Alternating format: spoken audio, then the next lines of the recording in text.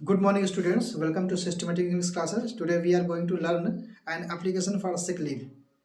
जी हाँ, प्रिय छात्र छात्राओं, आज हम बीमारी की छुट्टी के लिए प्रार्थना पत्र लिखना सीखने जा रहे हैं।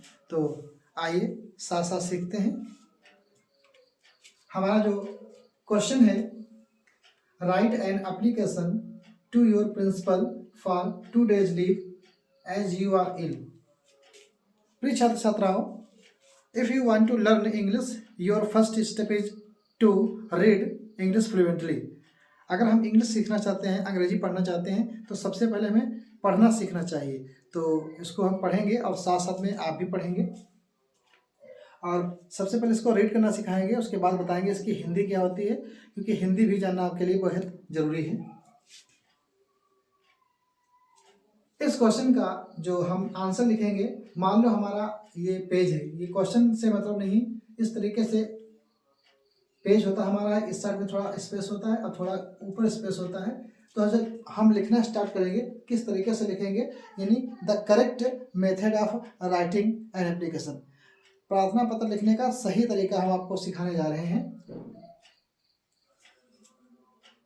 To the principal Ambe Inter College, Shivpuri Khiri, Sir, most respectfully, I beg to say that I have been suffering from cold and cough since last night. My doctor has advised me to take 2 days rest, so I am unable to come to school. I therefore request you to grant me 2 days leave from 30 November to 14 November 2024. I shall be obliged to you. Yours obediently, Rohan Singh, class 6A, dated 13/11/2024। तो सबसे पहले हमने इसको read किया और इसको समझने का प्रयास करेंगे कि एप्लीकेशन में जो लिखा है वो क्या लिखा है। इस समय का जो समय आ गया है, अब सर्दी का समय आ गया है और सर्दी में ज़्यादातर बच्चों को फीवर नहीं होता, बुखार नहीं होता, इसलिए हम आज की जो एप्लीकेशंस में है हमने फीवर को नहीं रखा है, टॉपिक हमने चेंज कर दिया है अकॉर्डिंग टू सीजन।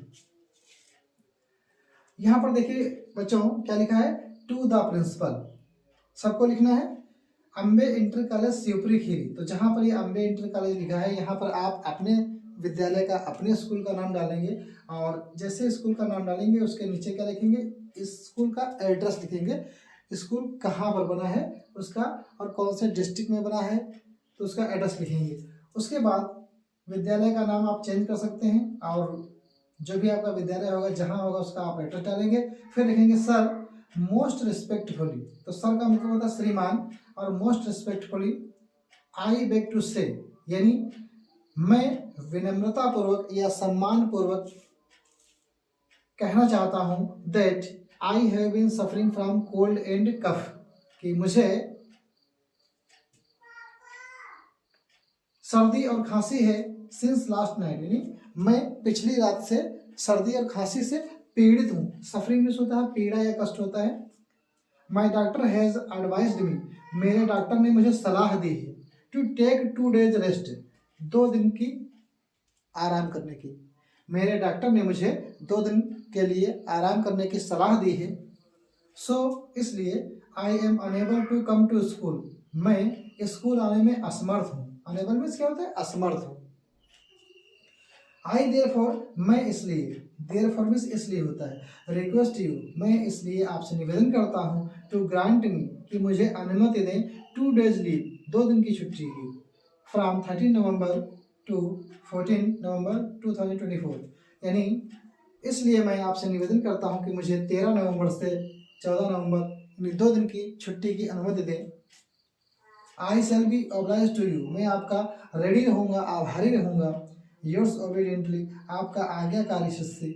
फिर आप अपना क्या लिखेंगे, नाम लिखेंगे, जो भी आपका नाम हो और जो भी आपकी क्लास हो डाल सकते हैं। और उसके बाद जिस दिन भी आप एप्लीकेशन दे रहे हैं उस दिन की डेट डाल देंगे, या तो आप नेक्स्ट डे ले जाएंगे या तो किसी अदर स्टूडेंट को आप भेज देंगे और वो स्कूल आपकी एप्लीकेशन पहुंचा देगा। और हमने इस एप्लीकेशन में जो डिफ़िकल्ट वर्ड मीनिंग है लिख रखे हैं अगर आपको मीनिंग्स नहीं मालूम है तो यहाँ से आप देख सकते हो। मोस्ट रिस्पेक्टफुली, चाहे आप विनम्रतापूर्वक या सम्मानपूर्वक कह सकते हैं। कोल्ड एंड कफ का मतलब होता है सर्दी खांसी। सर्दी खांसी का आप जब संधि विच्छेद करोगे तो सर्दी और खांसी हो जाएगा, इसलिए हमने एप्लीकेशन में क्या किया है, कोल्ड एंड कफ लगा दिया है, एंड डाल दिया है। सफरिंग में होता है पीड़ा या कष्ट होता है। एडवाइज्ड सलाह दी, सलाह देना होता है। अनेबल असमर्थ। ग्रांट अनुमति देना, स्वीकृत परमिशन देना होता है। और ऑब्लाइज्ड का मतलब आभारी या ऋणी होना होता है।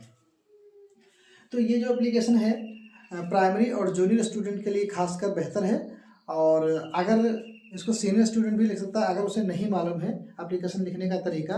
तो something is better than nothing, जब कुछ ना मालूम हो तो इतना मालूम होना चाहिए, ये आपके लिए बेहद ज़रूरी है। तो आपको अगर आपका दिल इजाज़त दे तो आप इसको अपने दोस्तों, मित्रों और सहपाठियों यानी क्लास जो आपके क्लासमेट्स हैं उनके साथ आप शेयर कर सकते हैं।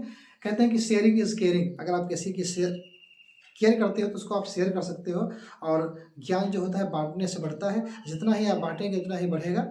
Thank you for watching this video, this class. और अगर आप इसका स्क्रीनशॉट लेना चाहते हैं तो ले सकते हैं, और अपनी कॉपी पर, नोटबुक पर आप लिख सकते हैं। तो ये एप्लीकेशन है, आप इसका स्क्रीनशॉट ले सकते हैं।